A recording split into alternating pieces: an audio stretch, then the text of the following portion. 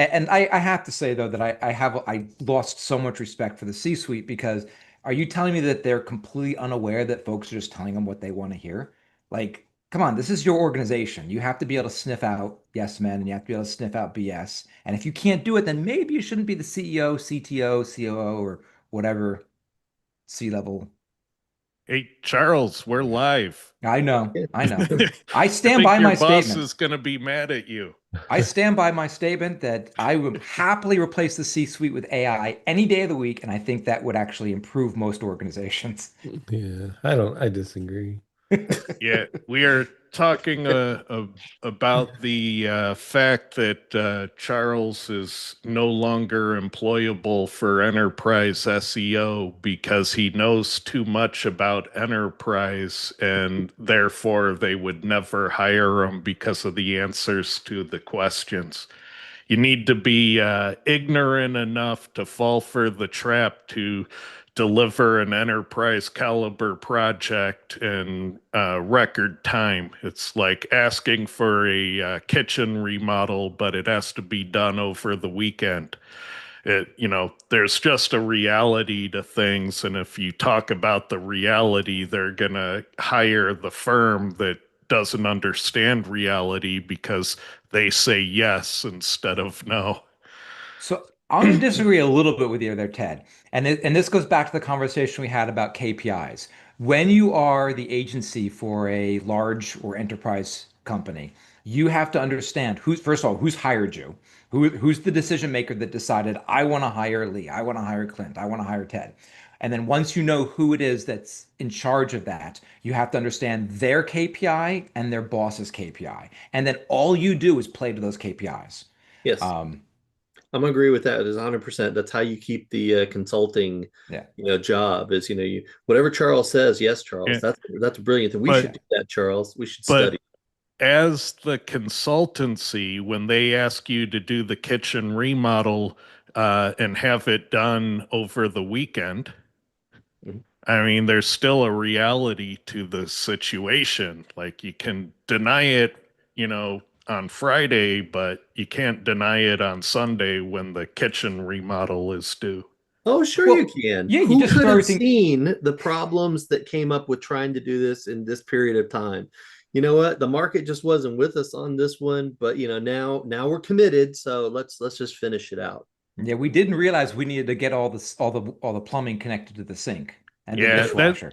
that's a 50-50 approach there.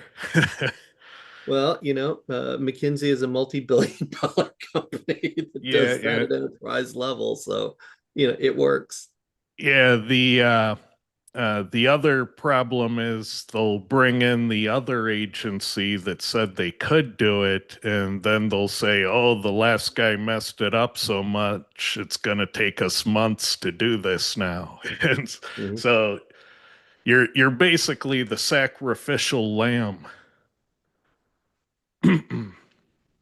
Well, with that, welcome everyone to another episode of SEO Fight Club. We came out fighting today. Um, we have a cool presentation, possibly rant from Charles. But before we get to that, I want to ask if anyone has anything they'd like to announce before we get started. Madge, go for it. Hi guys, how you all doing? Black Friday is here. Um, Since we're when? moving to our um, biggest ever sale. We're doing 35% off Mm. every single package. I've always done 25%, but I thought 2025, let's go a little more crazy, and yeah, 35% across the board. So if anyone has any questions, concerns, or whatever, or any advice, or they need advice on what type of PR to do right now, just doing a branded PR or end of year press release for your brand, it's a good time. Or just keep them in for Jan, which a lot of pe people tend to do. Do I have to So go someplace special to get the Black Friday deal? Match. yeah, so if you head over to magicpr.com, and there is a an image on the pricing page. And Ted, I'll get you for next week's show. I don't have it to hand right now because I've just come back home. It's the actual coupon code is BF for Black Friday 35. So BF 35, and yeah, you could use it on any of the packages. Madge, Uh, I would like to salute you on this one for a couple of reasons. I Mhm. was ranting to Charles yesterday because I've been searching around for some Black Friday deals. And for most things aren't things I'm interested in, a lot of them aren't having Black Friday deals, but those that are offering the sensational 10% off. And I'm like, 10% off? You can't get me out of bed for 10% off. And it's certainly not a Black Friday worthy deal. That's Yeah. more like a A Columbus Day Tuesday. sale. Yeah. It's a Columbus Day sale, 10% off.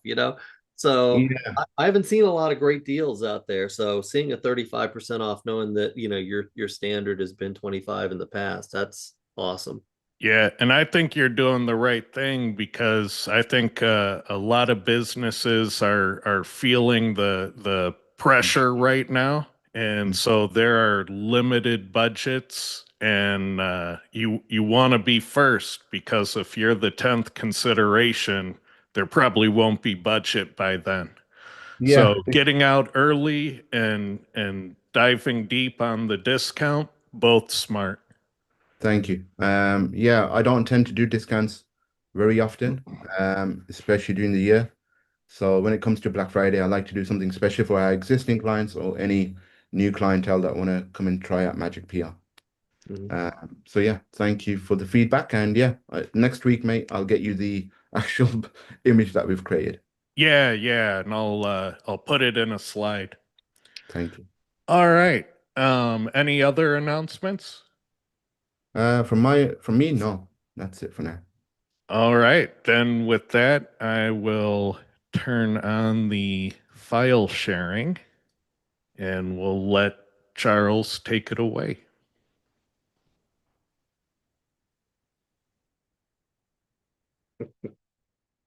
You are muted, sir. Damn. I just said I think we seamlessly handed off the sharing and we'll get it. One of these days we'll get it right. So okay, I have today a migration case study from a high profile migration. Um, so hopefully everybody here knows that I love migrations. I love website migrations because of charts like this. Everyone crushes their websites with migrations, and it doesn't have to be like that. Um, it just doesn't have to be like this. So when you talk to Google, this is one of those quotes I love banding about because it's just so typically Google and unhelpful. Like, is there a way to prevent search traffic from loss while launching a new website? John Mueller, no. I think he was being sarcastic here. I don't think he was being serious, but here is a quote from John that I did like. SEO is all about not requiring search engines to read your mind. And that's the key with most migrations is folks expect the search engine, just know what's going on and quote unquote figure it out. Don't ever want a search engine try to figure something out. So in the past, I've talked about this case study, how long should a migration take? I agree 100% with this case study. They found that on average, it took 523 days for a domain to recover their traffic, which is not a migration, my word. That is, you crushed your traffic and then it took you a year plus to recover. So let's talk about the high profile migration. MSNBC.com went over to msnow.com, and that was on the 15th of November. So it was only a couple days ago. Um, and this is a big brand for them. And I think they were breaking or doing something with Comcast. I think they're breaking off some channels from other channels. Their news are going in one direction. I don't know. It's a big whole corporate rebrand restructure. And so they were moving their migration. They were moving their domain. If I figured this All is right, great. so I'm going to Mhm. ask a question right Mhm. here because I want to just set a stage because I know you, Mr. Taylor. With a well-run migration, something that follows, so the process that you use, for example, Mhm. well-run migration, you're going to see a little dip. What's the dip that you normally see, and sort of what's the nightmare scenario? So we have a range of. Good question. Excellent. What a good looking question, Lee. You know what? You owe me $20. I did get that Indeed. email from you. So what I'll typically tell clients when folks will come to me and say, hey, we're going to do a migration. We want you to help you with the migration. So if I'm involved in the migration, I will prep clients and say, you will see anywhere from a 10 to 25% drop over anywhere from 30 to 90 days. It is my job as your SEO specialist, as your migration lead, to make that drop as small as possible, and recovery should be as fast as possible. What do I normally see? If I can get folks to follow my steps, one of two things happens. Either they lose almost no traffic, like at most 10%, and then it all comes back within about 30 days. Or they have a little dip because, oops, we missed something, and then we recovered immediately. I don't have any of those here, but I did have a client over the summer I helped out. They had a couple of e-commerce sites. One, I think it went down like 8% at most. In the charts, you really can't even see. And I'd even question whether they lost 8% or was that just the summertime. And then they had one site where they had a 50% drop in traffic within a week. And we realized they did some of their 301 redirects wrong. And within a week and a half, it was recovered. Right. So the key is it doesn't have to be a huge hit, and it So- doesn't have to last a long time. If you don't do it right, I have seen 50+% of traffic lost, sometimes as much as 75% of traffic loss. Okay, And so actually, here's the here deal. is I want to pencil you in for 4 weeks from today. So we're going to do an update on whatever you're going to, because I don't even know what you're going to show. But I want to pencil in 4 weeks from today, and let's just do a little 5 minute. Where are they now? we should do that. So here's a great example of a migration that was not properly done. This was a client. This was a company that I used to work for. I left, and I was no longer there to tell the dev team, no, you can't do that. No, you can't do that. They lost 50% of their traffic, and that was what, in 30 days, 45 days, and never really came back. So that is kind of like the worst case scenario is you lose most of your traffic, and it just doesn't come back. Or you start working on it and it takes you a year and a half just to bring back the same level of traffic, and you're not really recovering the migration so much as you are rebuilding the authority of the new domain. Mm. So MSNBC.com went to MSNow.com. This is kind of in my wheelhouse. Having had worked at Fox, it's like, okay, let's see how they did it, because we did a couple migrations while at Fox. So the first thing I said, okay, what are you up against? The question I always have is, what are we migrating? And so I could see there were 40 pages of SERPs displayed in Google when you did a site colon command. And obviously there's many, many more pages crawled and indexed. There's probably hundreds of thousands, if not millions. I found that there were dub, dub, dub, and non-dub, dub, dub. There are actually a bunch of different subdomains involved in this mix. So I'm like, okay, there's a lot going on here. Oh yeah, I'm sorry. This is when I found. I noticed several subdomains. So as MSNBC Sports or NBC Sports Space, Consumer News. I think I saw like half a dozen or so subdomains. So these may have been handled at different times. I don't know. I suspect they were all handled at the same time because I found them in the index, but I don't know. So really the step one, so folks often ask me, what are the steps to a good migration? There's lots of steps, but step one is gather all your known URLs, whether it's domains, subdomains, URLs, directories. You just have to know everything that you're moving over. So let's take a quick look. What's the first thing it did? Like redirects galore. I just did a little quick check and said, all right, let me go to MSNBC.com. And then, of course, let me go to www.msnbc.com and we'll see what happens. And both of them did a single hop 301 redirect over to msnow.com, www.msnow.com. And I was like, oh, maybe someone knows what they're doing. I'm like, okay, this is good. This is cool. This is the right step. This is exactly what I want to see. And then the next thing I looked at was I started looking at a couple show pages and looked at one of their subdomains. So we can see that the non-dub-dub and dub-dub-dub migrated. I went to Rachel Maddow show, and that migrated over, that 301 redirected over. I went to Space at NBC, and that redirected over. I'm like, okay, maybe, they followed step two, have a plan for all URLs. So step one is gather all the URLs into your inventory. Step two is come up with a plan for them. What are you going to do to all these URLs? So far we're looking good. Uh-oh. Then we start running into, then I started finding some problems. Like, okay, we have a couple multi-hops. And if you look in the upper left-hand side, I'm not sure how zoomed in this is for everybody, but you'll notice, I'll use my pointer here, that they did a multi-hop, and then they changed the URL structure. So they didn't just go from domain to domain. They went from domain A to domain B, but also domain B seems to be using a little bit different URL structure sometimes. Not the end of the world, but now we have multi-hops. I'm not a fan of multi-hops. Can Google follow them? Yes, But when you're migrating a site, does it pass authority? Yes, but when you're migrating a site, you're messing with Google's crawling of a domain, crawling of an entity that it knows. And when you mess with that crawling, you will cause trouble. So then there was another one. There was Hurricane Tracker that MSNBC that did a redirect over from HTTP. And I realized that Google had the HTTP version in the index, not the HTTPS, which is probably a whole separate issue.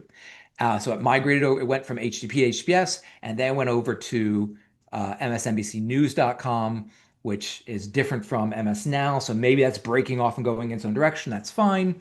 And then I found another one where there was a subdomain and it's redirecting, it's going through some weird shortened URL and then going to MSNBC. So they're passing all their authority from this subdomain to this other domain and then going to their new domain. So multi-hops already has the potential for problem. Things can break. It's not passing authority as nicely as it should, and it's also sending a very bad signal to the search engine for a migration. Again, we're telling Google this site doesn't exist anymore, and now it's this site. But if you just spread it all over the place, Google will get confused. Then it starts getting a little ugly. The more I dug, I found a page. It did a jump over to MSN Now. So we had this MSNBC, MJ, whatever that page was, did a jump over to MS Now. Okay, that's perfect. So they had some kind of wildcard redirect set up. And then it's migrating, it's 301 redirecting over to a YouTube playlist. So MSNBC has decided they're going to pass their authority of both their old domain and their new domain over to YouTube. I wouldn't do that. Like, do you want your YouTube assets to rank? Yes, you do want your YouTube assets to rank. You want your playlists and you want your videos to rank, but you don't want to be redirecting to those things. You want to link over to them, and you can build the authority. You want to keep the authority on your site and build the authority on your social sites. And then there was another one, was consumernews.msnbc.com. That just went to some kind of connections private link where you have to start click on. No one's going to click on that stuff. Everyone's going to get scared and leave. So one of the migration rules here is check your redirect. So we're going to make a list. We're going to decide what we're going to do with all our URLs. If you're going to do wildcard redirects, that's fine. You have to at this scale. At this scale, you have to do wildcard redirects, but you got to check the stuff. And a simple screaming frog check would have identified a lot of this stuff right off the bat. Now, we're just seeing a sample. Like you said, this website has hundreds of thousands, possibly millions of pages. So based on the sampling, how widespread do you think all this chaos is? So I think there's a lot of chaos. And so to your point, Ted, what I did is I went back to page 1 of the site colon command on msnbc.com, page 1, and I started clicking on links. The first couple I found were fine. And then I found a couple, then I checked I checked page 1 of the subdomain. So this was, you'll see at the top there, I did site colon msnbc.com, and then I did site colon msnbc.com minus site colon www.msnbc.com. I wanted to find the different subdomains. So just on page 1 and 2, I started finding these multi-hops. So right from the top. Yes. So and this, I don't think I got out of page 1. I might have found some of these on page 2, but I never went past page 3. So I didn't even go deep into Google search results before, quite honestly, last night I got tired of making slides. I said, okay, this is plenty of examples that I can show everybody. Yeah, so it starts getting ugly. And then we have to start thinking about, well, how do you handle this from a strategy? So we've got the technical side of the strategy. So everyone, and I do as well, I like to focus on the technical side of the strategy, but this is a publisher. And so if you are doing a major migration, why didn't you write a story on your own website about the major migration? So when someone goes to Google and types in MSNBC, there's a little top stories widget, which is just the bread and butter of the news industry. They don't have a story on their own website talking about it. They do have a page on their website, but they don't have a story. And what's going to show up in these top stories is an actual article, a dated article, not a static web page. So again, it's someone not understanding what's important. How does Google treat different types of content coming out of a news site?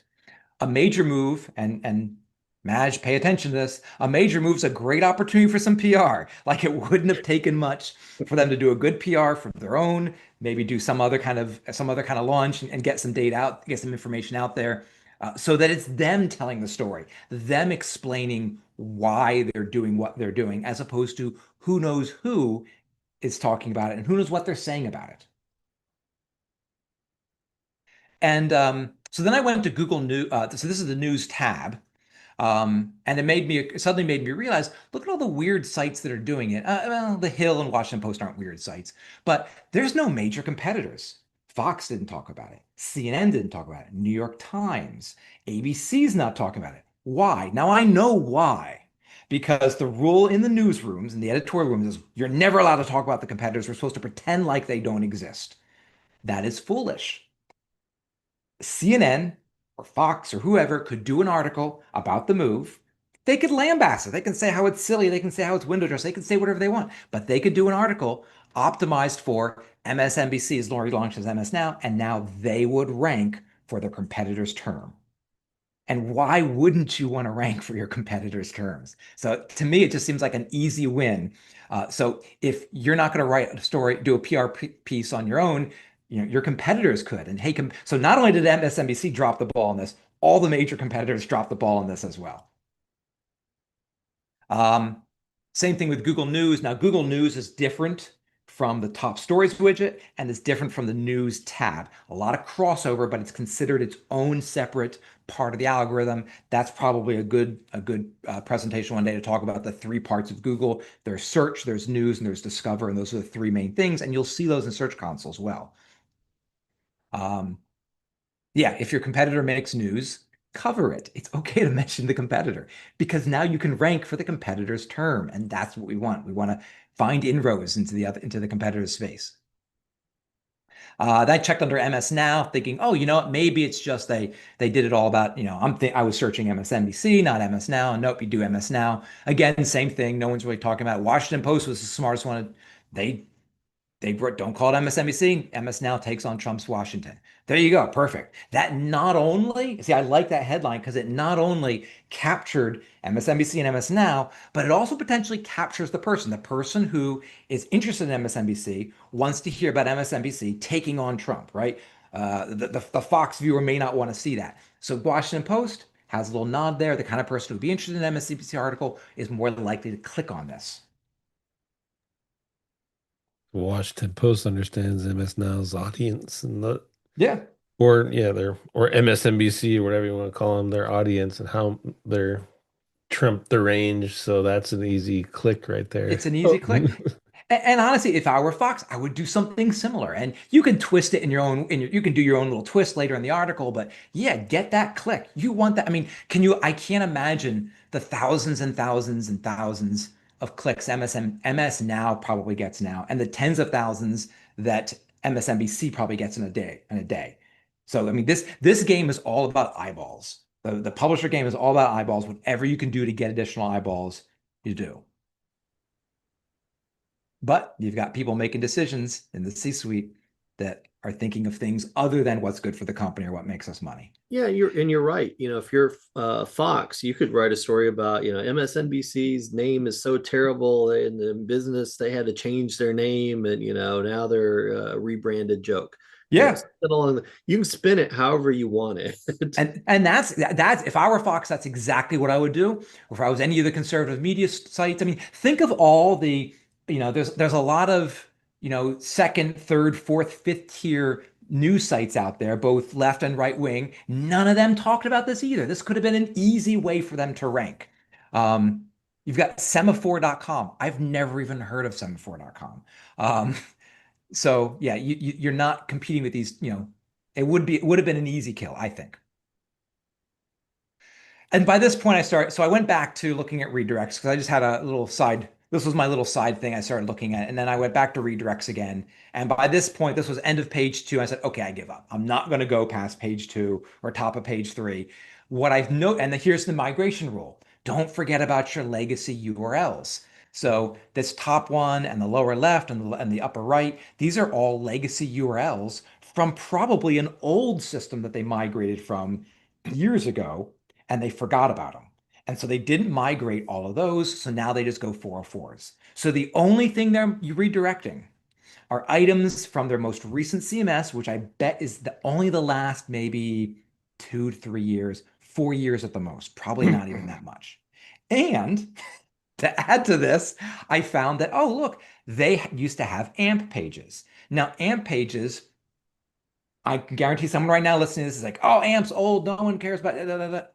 AMP actually, for publishers, AMP still seems to be helpful and important in the publishing. You don't have to have it, but it is really good because most of these publishers load up their pages with so many flippin' ads that you'll never get the mobile visibility with the traditional links, and the AMP is what gets picked up. AMP forces the publisher to have as clean of a web page as possible. So they either had AMP way in the past, or they decided that we're getting rid of AMP during this migration. I don't know, but you can see that they're doing a migration. So there's a wildcard redirect, msnbc.com over to msnow.com, and then a wildcard redirect to the homepage.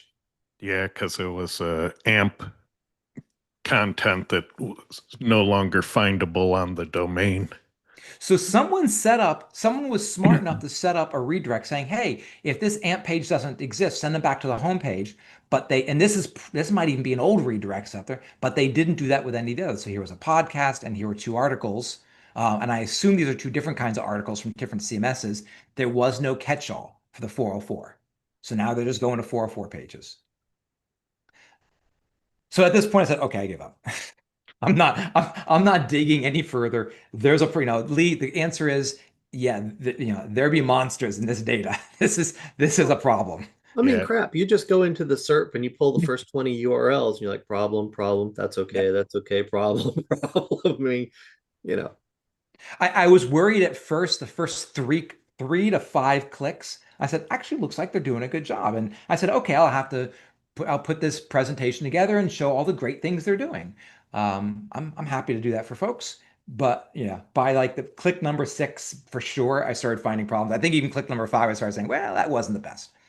Here was something fun I found. msnow.com uses Yoast to make their XML sitemaps.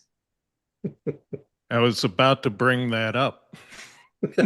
So I think what they're doing, and this actually is not that unusual, is a lot of these new sites, they use these like headless WordPress systems. So they're using like the database, or they're using the coding, but they're using their own database to make it secure. So I think that's probably what they might be doing as well.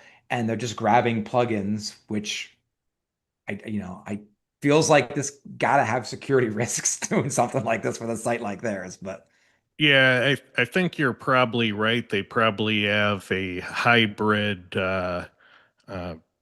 DevOps where they have WordPress locally, and then they probably render it to static so it can make better use of caching and static content performance.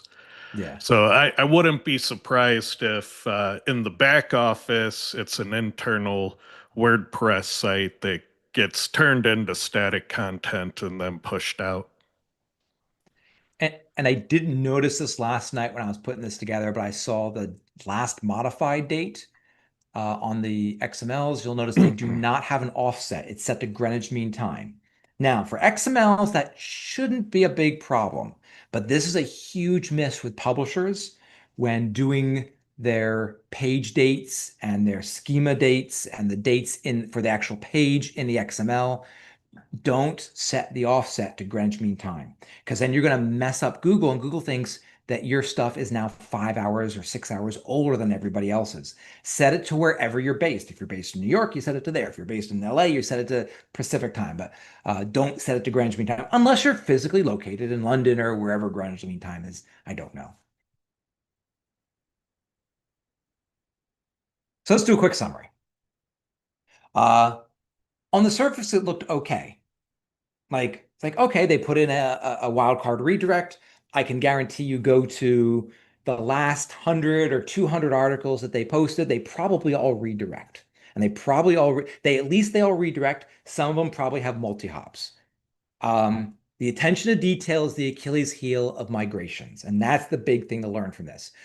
They had multiple subdomains, they had legacy URLs and redirects, they had multi-hop redirects, they had deprecated page templates like the AMP, plus other things in there I could see like, okay, that must be a deprecated source. Then you have to worry about your RSS feeds, your XML sitemaps, your social media links, your paid ad campaigns. Where are you sending everybody? Are you sending everybody to the new URLs or the old URLs? And the big three. So someone asked me a couple weeks ago, hey, what are the most important three things with a migration? And I kind of jumped on a little bit like, oh, it's more important than just three things. You can't just whittle it down. But here are the three things.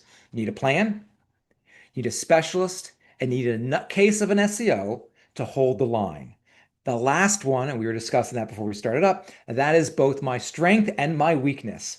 I am the nutcase who will say, no, we can't do that. It'll hurt us. You have to do it this way. In corporate especially, or if you're an agency and you've got a large client and the client just has to do something, it's very easy to say, okay, we'll just do it that way. The problem is when you do that and then the SEO goes bad, whether it's a migration or not, but then the SEO goes bad, you're going to be blamed. Hey, Clint, why didn't you tell me that could happen?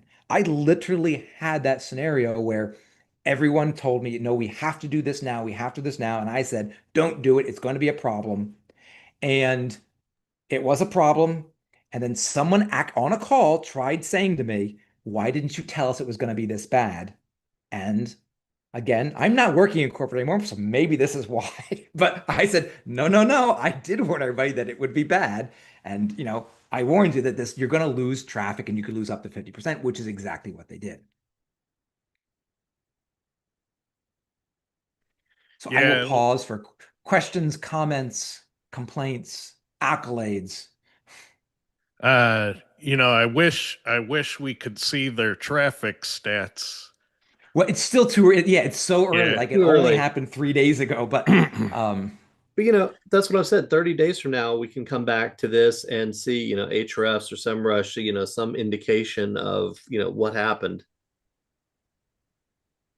Now, here's my guess. They're not going to lose. They probably get like 75+% of their traffic, people typing in MSNBC, MSNBC, MSNBC, MSNBC. And as long as they're still mentioning MSNBC on their sites and no competitor or no enterprising SEO has decided, I'm going to see if I can start grabbing the MSNBC searches. They'll rank and they'll get a lot of their traffic. So they'll declare this, it will be declared a moderately successful migration with just a few small problems here and there that need to be cleaned up. It's almost like I've done this before with organizations. But yeah, the problem is it's going to hurt their non-brand massively. And that's how they're getting new people. And that's what all these news organizations have the same problem. And that's one of the reasons why they're all getting so radicalized in some way, because they're just trying to appease their core audience because they're not growing their audience. And one of the reasons they're not growing their audience is none of them are having non-branded strategy. So they're never getting new people. They're always just getting, Clint's going here, Lee's going there, Ted's going there, I'm going someplace else. And, and that's that. And then they have attrition as people start either saying, forget about this, I don't care about the news, or maybe passing away or something. Now their audience is naturally shrinking. And they're all facing this. Everybody I've ever spoken with is facing the same problem.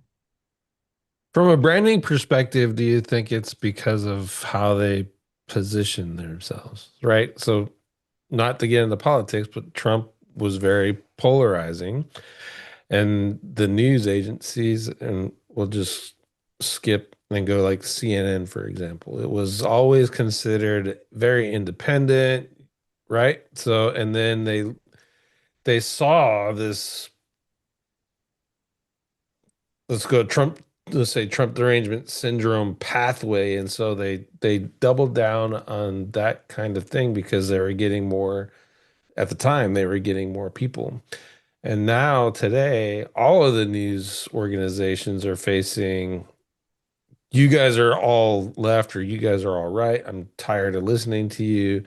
And there's third-party platforms now that are essentially kind of erasing that and taking their audiences because their audiences are tired of hearing only perspective from one side or the other. So the brand thing is an interesting problem you run into. So if I could wave a magic wand, I would say make a news site and just worry about optimizing your articles and ranking for the story. Just rank for the story, rank for the story. But if you don't create a unique brand, people aren't going to come back to me. They're not going to come back to charlesnews.com.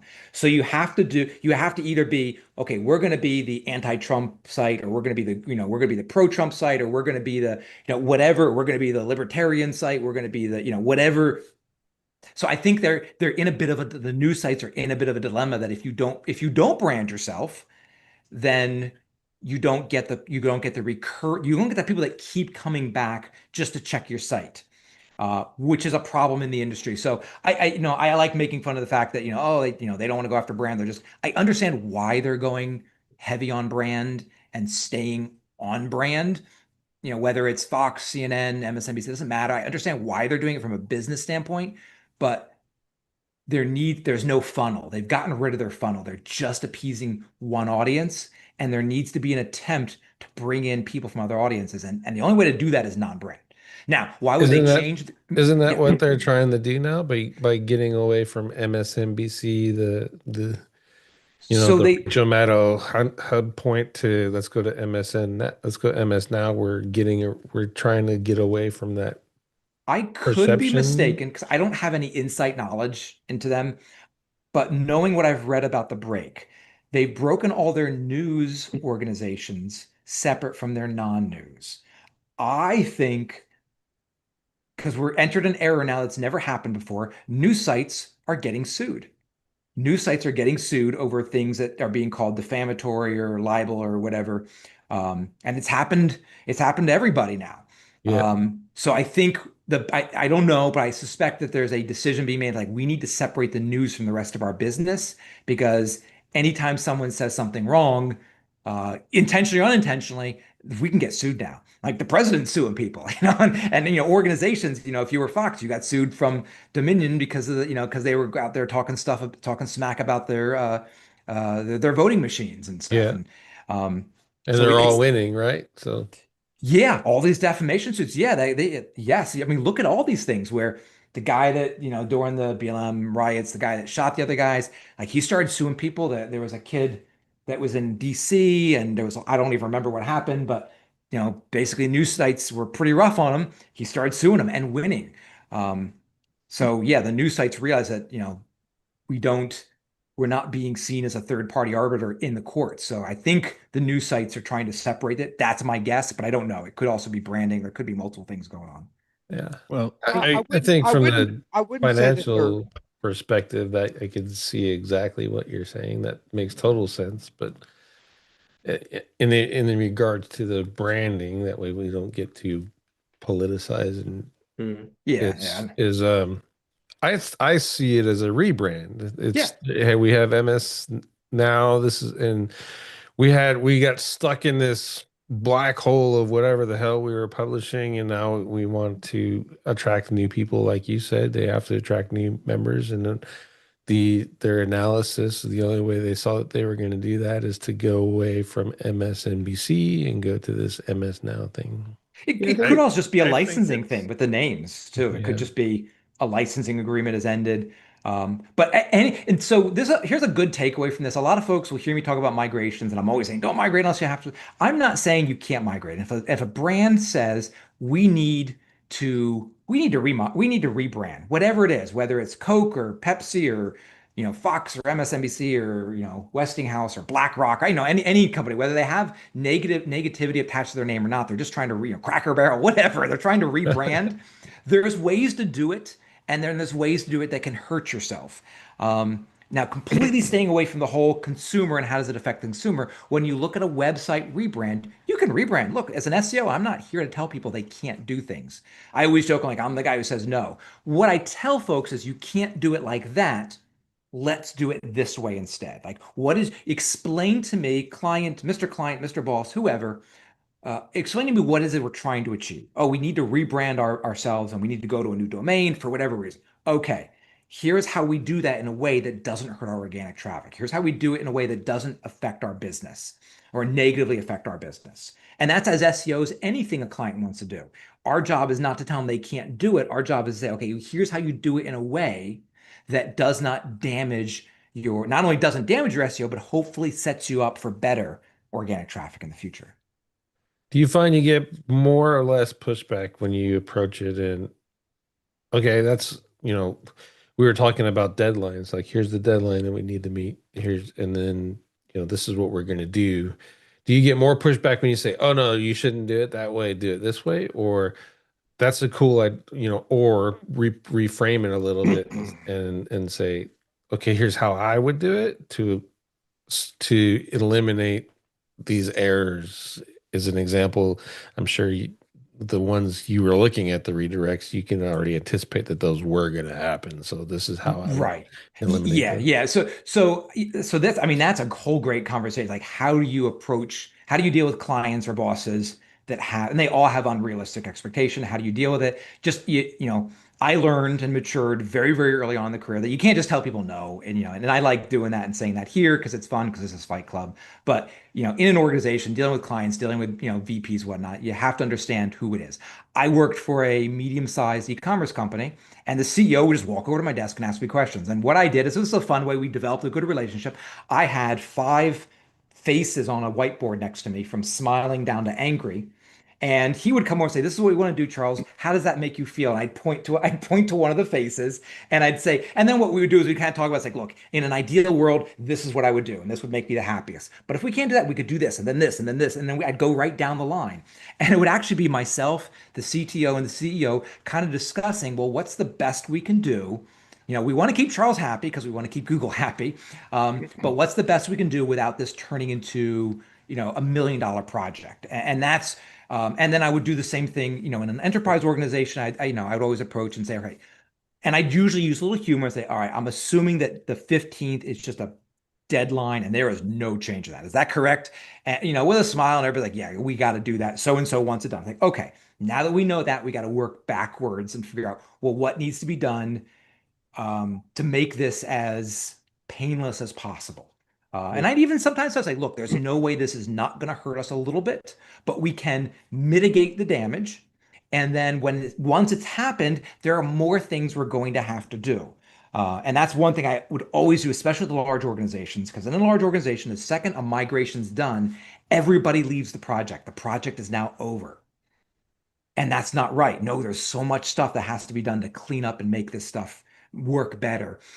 So I'd always, I ended up with Fox. I ended up having a project manager that would take over after the project was done, and we'd call it the cleanup. We'd call it the cleanup, the SEO cleanup, and there'd always be SEO cleanup, and that's okay. It's okay to have SEO cleanup as long as we're going into it with our eyes wide open. Yeah, because you understood this is, at the end of the day, here's my timeline. This is our goal, and you just did. From based off of your experience, found the most impactful things, made sure that those were taken care of, and just pre-positioned, hey, that's great. We met our timeline. Now there's these little things that we can clean up to make this each more effective. Right. And this would go into so this goes back to Lee's question. What kind of hit can we take? And I would tell folks, all right, we're going to take a 10 to 25% hit. We should be able to recover in 60 to 90 days. Knowing that we have all these subdomains out there that need to be cleaned up, figure it's going to be closer to 25 and closer to 90 days for the recovery. And in an enterprise organization, folks will say, oh, that's it, 90 days, and we'll be pretty much back to where I'm fine with that. It's like, it's not, to a plumber, if they're like, oh, Mike, I can't lose traffic for 3 months, I would kill my business. Yeah. But all these large organizations, they have so many traffic, they have so many channels bringing traffic in, that losing this little bit for a specific period of time, as long as there's a plan. And that was something I always tried to illustrate to everybody. Like, look, we have a plan. What plan do you want to operate on? What plan do you want to, do you want to affect? And then as long as we walk in knowing this is the plan, this is going to be the expected outcome, now we can plan around it. And the bigger thing in understanding the major KPI for anyone above you in a large organization is, you don't want them to get surprises in a call with their boss. So if I report to Clint and Lee gives me, I need all the bad all the bad news from Lee, so that when Clint looks at a report and says, "Hey Charles, why are we down 10% in this organic traffic? What's going on with that?" I need to be prepared for that question and be able to answer it. I do not want to be on that call and be like, let me check with my team, I'll get back to you. Because already it sounds like I'm not on top of my team and I'm not aware of what's going on.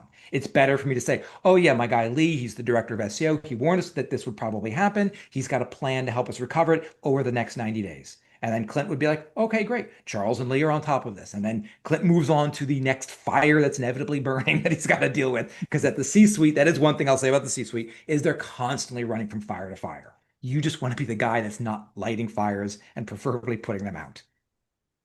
I think one of the other things that happens with bigger projects like this is if they come to you and you, Charles, you say, all right, I'm assuming the deadline is, not flexible. And no, we got to hit the 15th because that's what they want. There are times when you can sit there and say, okay, given that here's where we are and the deadline's the 15th, we're not going to be able to get this, and this done. So we're going to take, a 40% hit in traffic.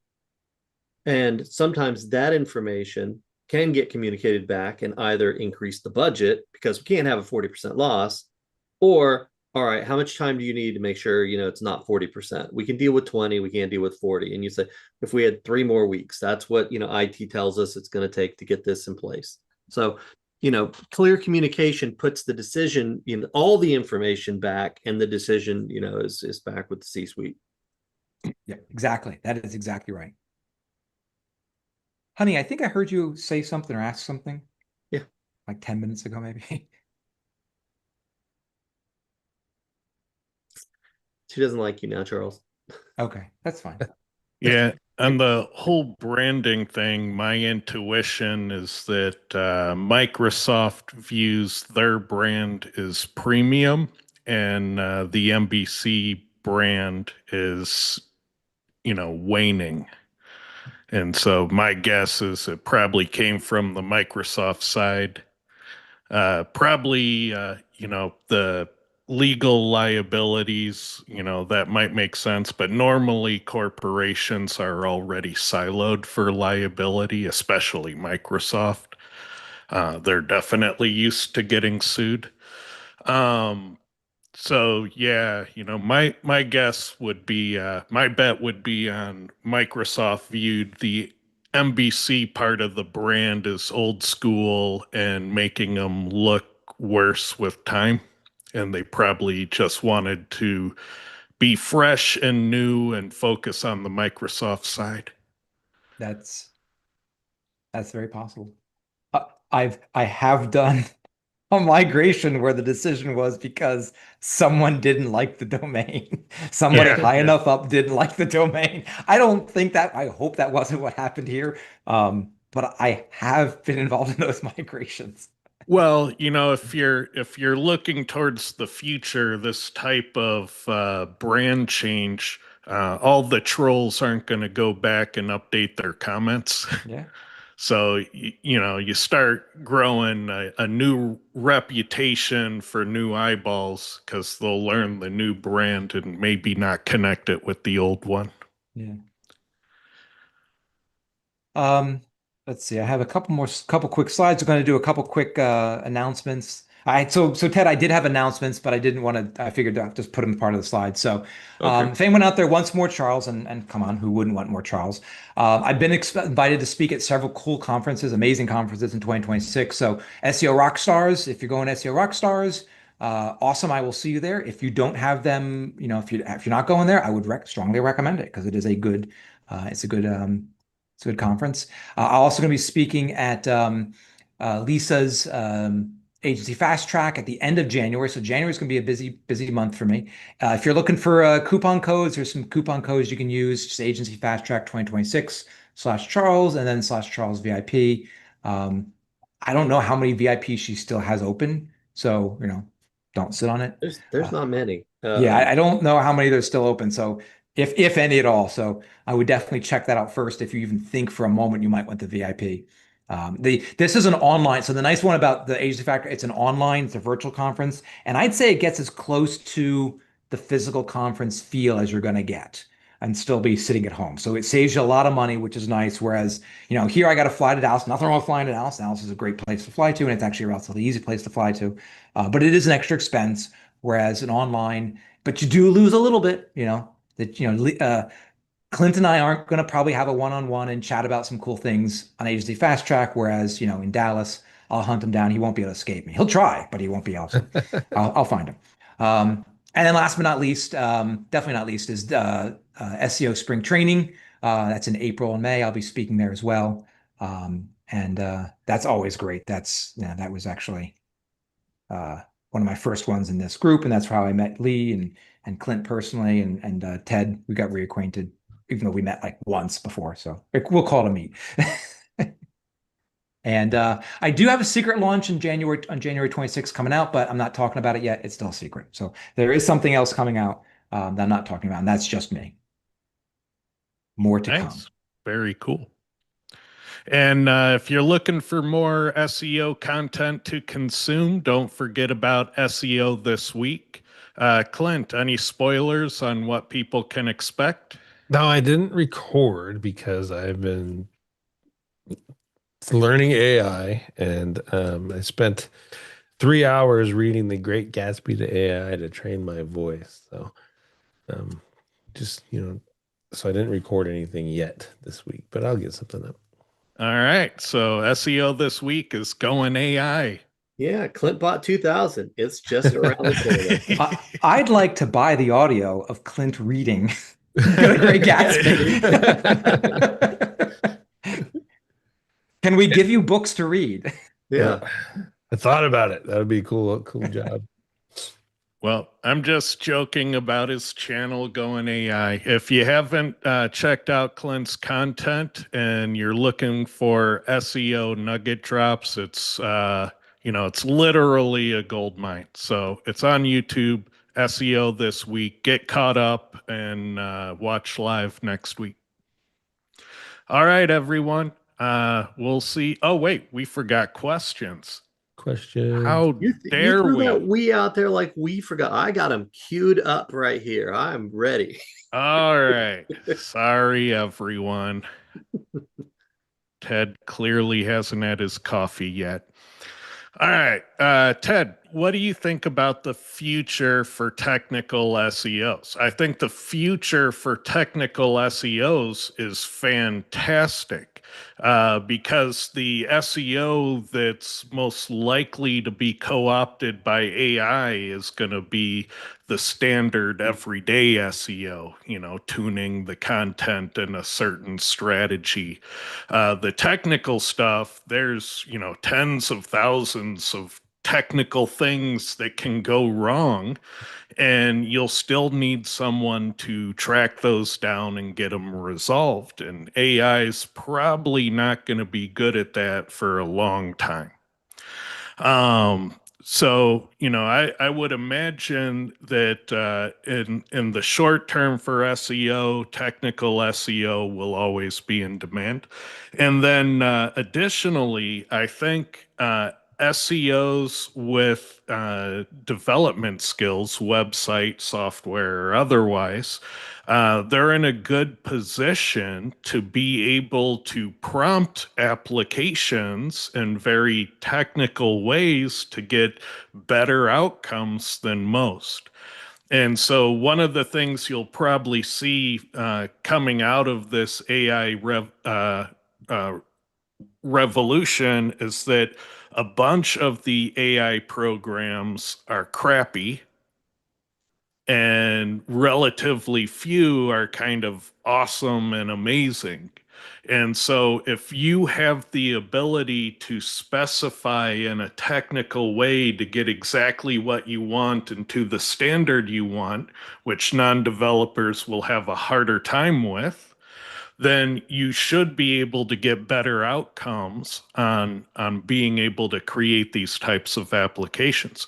So I would make sure that you're keeping up on your skills for setting up websites and databases using AI tools, and that you figure out ways to use AI tools as well for creating custom original databases, because in an AI world, prompting the same content everyone else is prompting doesn't get you somewhere, but making a new and valuable data set, that's something that people will gravitate to. So, think about making databases, think about making websites, think about making software, and just remember that AI right now can't figure out that there's a buffer overflow on a third-party cookie that's throwing a 500 and de-indexing your pages. So, very hard thing to find. Most SEOs don't even know how to look for it. Technical SEO, there's always a need. What do you guys think? I All love my your work right now is technical. Yeah, I was going to say I love your answer. 90% of it. I just tweak it just slightly and say that we're always going to need things to crawl and process our information, whether it's the website itself or other data structures that are out there, databases, etc. And there's also it seems like every time people come out with stuff, each LLM might prefer its data in a slightly different format to optimize it for them. And that's, that requires multiple technical optimizations for those sort of things. These are just questions that are, that are out there, but you have to have the skills to figure it out. So I don't see that going anywhere but up. Yeah, if you can find best practices, you're always going to be safe, because every business is always going to have a sales problem, even with AI. All right. Let's see. If you had to choose one, would you choose a backlink on page that gets traffic but is somewhat relevant, or B, a backlink on a page that is hyper relevant but has no traffic? Well, I would guess at this point in time that traffic is, especially if it's non-Google traffic, traffic is a premium signal. So, I'd be inclined to get the one with traffic and see if something can't be done about the anchor or about the page it's pointing at. But the part B one, I don't see a problem with it either. Yeah, I mean, we don't have a way of, you're right, there's both of those are premium signals. And there's been no testing that I'm aware of that looks at a trade-off between those two. When your relevance drops down to a particular threshold, but your traffic kicks in or something like that, where does it, it overtake one signal, overtake the other? We don't have any information on that. Yeah, but even having non-Google traffic on your website is most likely a validating signal. Just because there's, eyeballs on your site Google hasn't captured in the moment. So, Google, it's something that we've known about in SEO, that search engines can kind of see where people are going. And if you're in that data set of destinations, that's a good thing. You can replicate both of those, though. If you know what you're doing, you can create the backlink that is hyper relevant, and you can create the traffic to that particular page. So, yeah, Lee teaches that. I didn't want to go too deep into your secrets.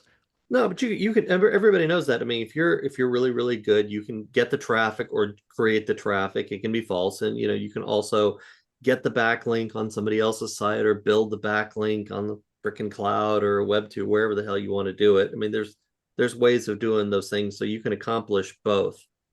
The premise of the question is that you have to choose between one. And I'm like, no, I'm not choosing between one. And the other problem with that methodology is every website has a different value. So I can't, we can do that test and get one result, and then do that test again completely on two different other domains and get a completely different result. So yeah, My answer to that question would be, how much are you paying for the link with traffic? If you're paying a shit ton then for money for a backlink, then that better have traffic on it, because you want to get your brand or your link or the opportunity for new audience to click on that backlink. But if it's a, if it's a free thing that you made, then who cares? At that point, you're looking at anchor text. That's really the value there. Title tag, URL, anchor text. Clint brings up a good point. He throws the third value in there that that person asking didn't think about or didn't ask. Is he's looking at, are you spending money on this, or are you spending time on it? And that's, the effort, whatever you want to put, the cost of the link has to be part of that. So there's relevance, there's traffic, but there's also cost. Yep. Yeah, and why would you say no to either? Why not say yes to both? Yeah, I mean, it really is. It's an academic question. It's like, okay, so Ted, if you could have, one really good H2 or two really good H3s, which would you? I'm like, you don't have to make that decision. It's not a real world thing most of the time. My guess is the unasked part of the question is, hey, what's more important, relevance or traffic to a page? And my Yes. answer would be, it depends. How relevant are we talking about? How much traffic are we talking about? Yeah. And you guys both already kind of said that. And that came out of old patents. I mean, there's the patent saying most likely location for a click, and there go SEOs took that as that's more valuable than as a backlink than it's not. And the traffic, which, if a page that has traffic and one that doesn't, and then obviously that one has more value. Or the metric I like to use when I'm buying links, does this website even rank for anything? If it doesn't rank for anything, that means probably Google doesn't really care about it. So ergo, I'm not paying money for it. But if I can build a backlink on for free, then as long as I get Google to cry, who gives a shit if it ranks, as long as I get credit. So, there's different standards based off of how much money you're investing in it. Because I can tell you, if you have clients and they're paying $10,000 to $20,000 a month for backlinks, damn sure you better give them at least some of them that have some traffic and stuff on there. So. Right. Look at it this way. If msnow.com approached any one of us and said, hey, would you like a link on our homepage? Yeah, we would all say yes. Yes. And it doesn't matter what anchor text they use. It doesn't matter what they link to. We would say, yes, I do. Yep. And that would probably be very irrelevant. And I can make that work. yeah, I could figure out a way to make it work too. Yeah. Let's see. Did Google stop indexing non-canonical URLs such as filter URLs from all Google Search Console ecom sites? I can see they're still crawled, but stop being indexed, hoping for some insights from log files. Not to my knowledge, like you can still get filter URLs indexed. Now you've commingled the question with the canonical declaration, which if Google trusts your canonical, it's going to take the non-canonical and say, oh, it should only be the canonical URL. But if you've trained Google to not trust your canonicals by, say, taking page 4 of a category and canonicaling it to page 1, even though they show different products in the content, then Google will ignore your canonical and make its best guess as to what to do.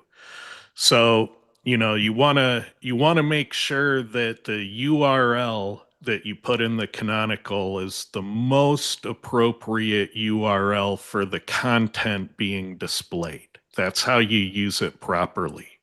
So for that content, and a lot of things can go wrong because you could potentially have a million URLs to the exact same piece of content. There's no limit on how off the rails this can run.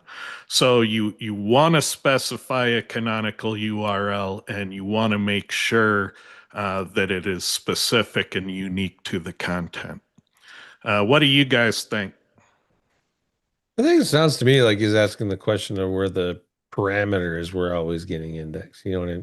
especially in e-com where that thing could go off the rails. And Yeah, yeah. And as far as I'm aware, that problem still exists. Like you can find it in search now. So until I see it vanish from the indexes, I think the problem is alive and well. Yeah. Let's see. Uh, what tool and or browser extension can be used to check redirects and number of hops and link any other? What's that? Oh, sorry. There's more. I was ready for it. Okay. And any other results besides 200? So what are you using, guys? Link. I'm using link redirect trace from the link research tools folks. It's free and it's really cool interface. I threw in the chat where it goes. All right. Let's see. Along the same line, what browser extension is good to spot check issues with on-page SEO? Title length, I'm not sure that's a real issue. Just know that words beyond the ellipsis get indexed just fine. So I'm going to change this question a little bit because there are a lot of browser extensions that you can, click a button and it'll pop up. Here's your title tag, here are your H tags, here's this, that, or the other. But, in terms of diagnosing problems, that's a whole different thing because, are we looking at problems with the structure, the problems with the words on the page? Are we looking at, other little technical elements there? There's a whole suite of things. Generally speaking, most of those extensions pop information up and it's up to the SEO's interpretation of that information. I don't know. Clint, I know you play with a lot of different browser extensions or have over time. You have anything that, gave you the answers? I pretty much settled on detailed because it was just, I mean, it's one. And like as you were pointing out, the browser extension is the one that leads from your mouse to your finger to your brain, because at the end of the day, it's what you do with that information that, irregardless of the extension that you get and the value for you. But I mean, if I had to pick one, it would probably be detailed, just because. Yeah. Let's see. Want to create 100 service plus city pages. How do I tune each page so that I'm tuning for the right entity? Right, 100 complete unique articles. And then, yeah. Let's see. Ted Everyone's said, laughing because I gave you the wrong answer, because every show we cover this all the time. So Run 100 core reports. yeah, there you go. It's the same topic, for all those cities. And I think that he's worried about, the city thing, which he should worry about. And he's asking, so what's the threshold? And so I'm gonna kind of make the point in a ridiculous way. So if you're a Dallas plumber, you're going to talk about, Dallas leaks. You're going to talk about Dallas toilets, Dallas sinks, Dallas pipes. The thing, it's not Dallas. It's, whatever the plumbing service is. So whatever service you're doing, it's about the fucking service. It's not about, the city. Sprinkle it in there. But, if you're pushing it hard because you think it's going to help you a lot, you've gone too far. Yeah. You just need enough so that Google knows that that page is for that city. That's all you need. Don't go crazy. Yeah.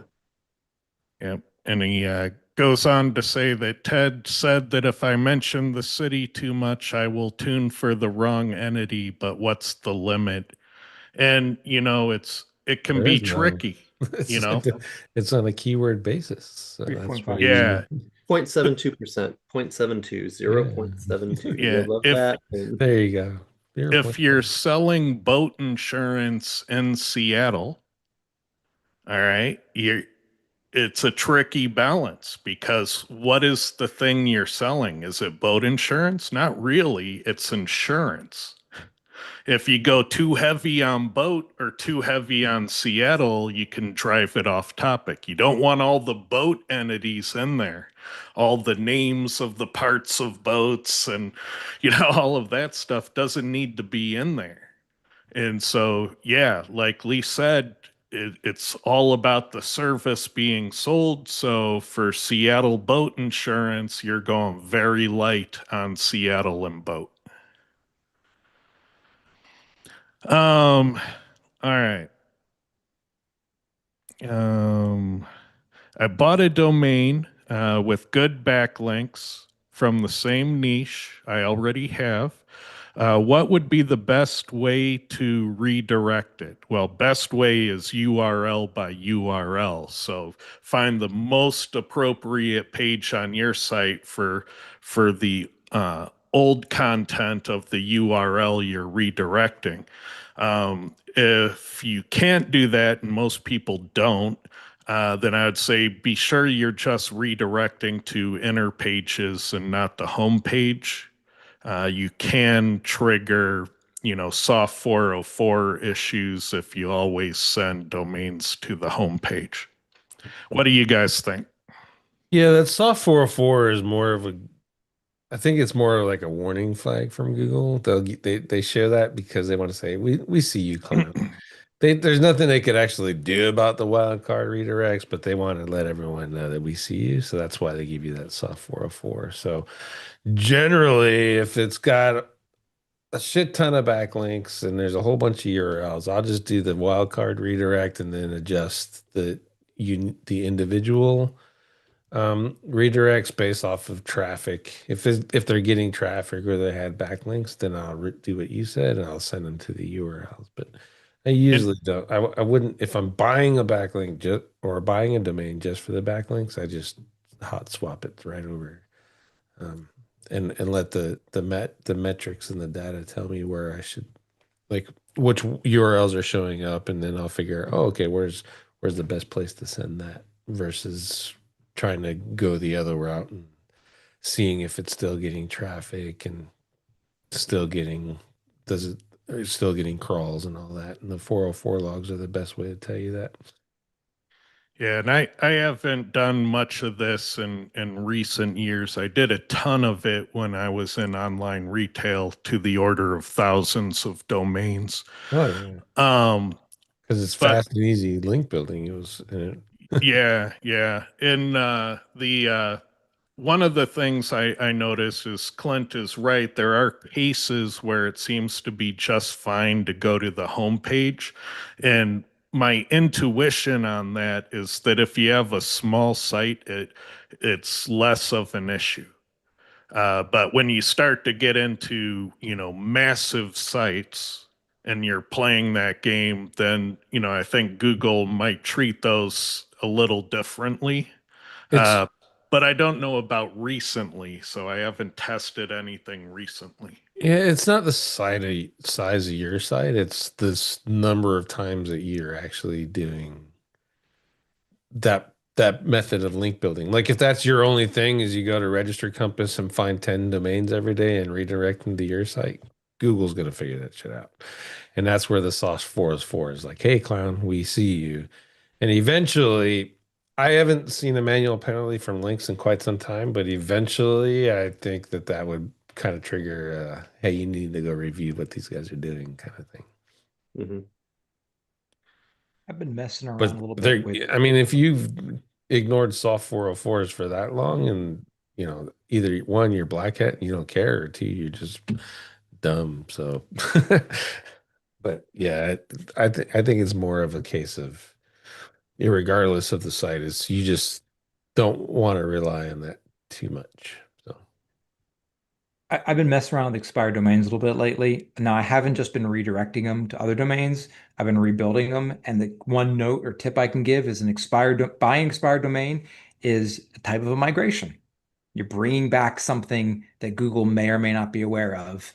And so you have to watch the topic, watch what watch what you're doing on the new site, watch what you're linking to. especially if you're trying to bring it back. Yeah.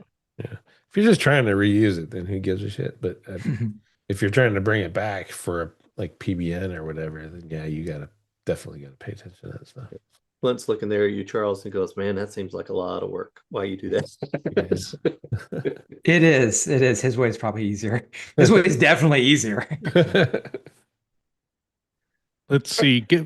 Given the current AI tools out there, how do you actually rank in LLMs now?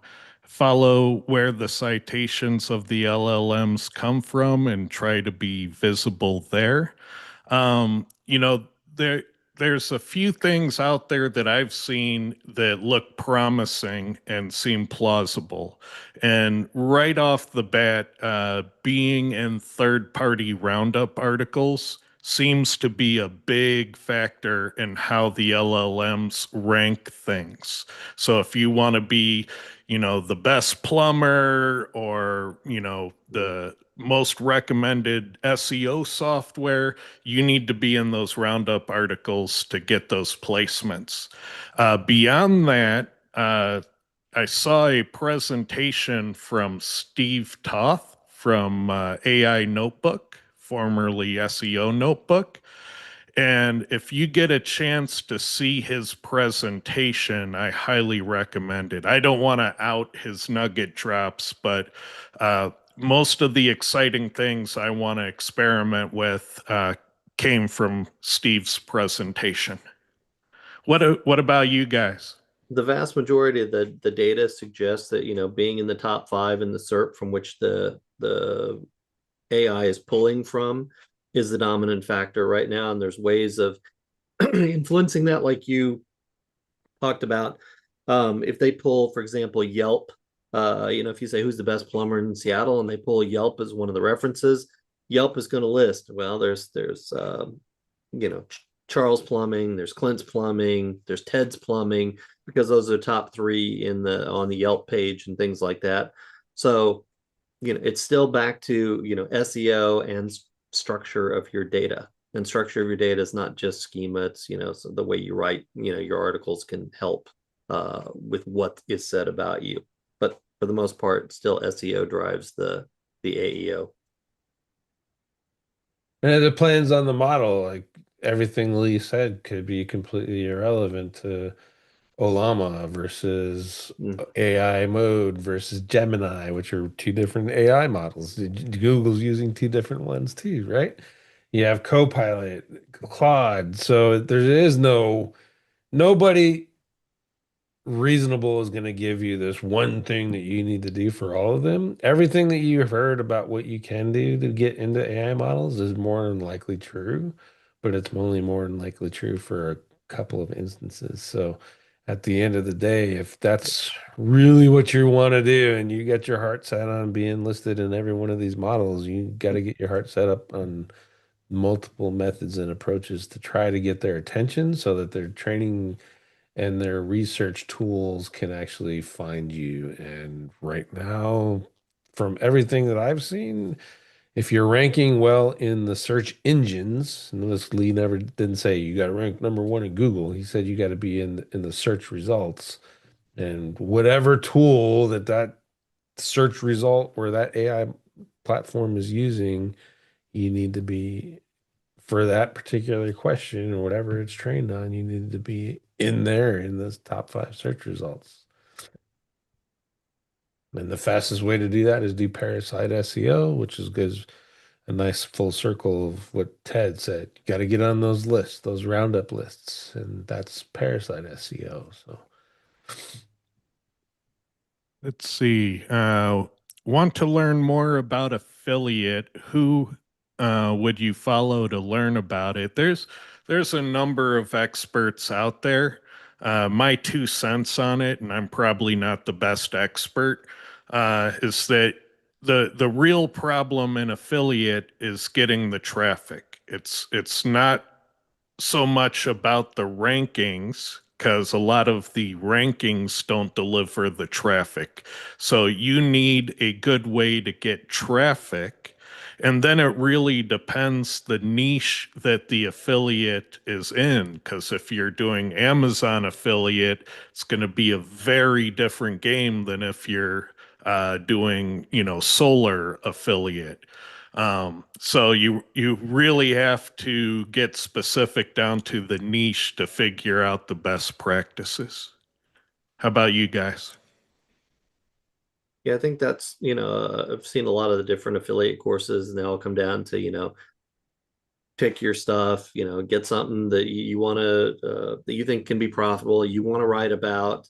And then, it's always been the ranking thing. But over the last couple of years with the changes in the Google SERP, I mean, if I want to sit there and say, you know what, I want to be an affiliate that sells, racing bicycles, that'd be freaking awesome. And then you go look at it, hell, there's not a lot of content on racing bicycles up there. I mean, you might see what is it, Wirecutter or a Forbes article. Those might be the only articles that appear, but it's like all these product feeds from the retailers and and the companies up there. So it's really, really hard to even appear on page one, let alone get traffic to your article, because you're competing in a big boys game. So unless you have another way of getting traffic, or you find products that the results are mostly info based and haven't been infiltrated by the the shopping feeds and that sort of stuff, it's difficult. And Charles, you had something? I was just saying I agree. It's about the traffic, not about you have traffic, it's easy to monetize. You got to get the traffic first. Yeah. Don't quit your day job until you get the traffic. And there's lots of ways to get traffic. You can do the old school thing where you wrap an article about Trump or about Biden, and you go to the opposition party on Facebook and you say, can you believe what this clown is doing now? And you have, a few little small ads at the top of that wrapped article that say, you're out of toilet paper, you're out of paper towels, you're running low on coffee, and you hit all the things that people probably run out of often. And when they click on it, it just goes to Amazon. They get cookied. You get your percentage of whatever it is they buy. And what you end up finding is they don't buy those things. They end up, tomorrow or the next day, they buy a hair dryer and a Christmas sweater for their dog, and you're getting commissions on these weird things that you never even intended to promote. But again, that changes. If you're doing solar, then you need people that want solar. But if you just want commissions on orders, then you kind of need to go where the traffic is and figure out how to get people to click.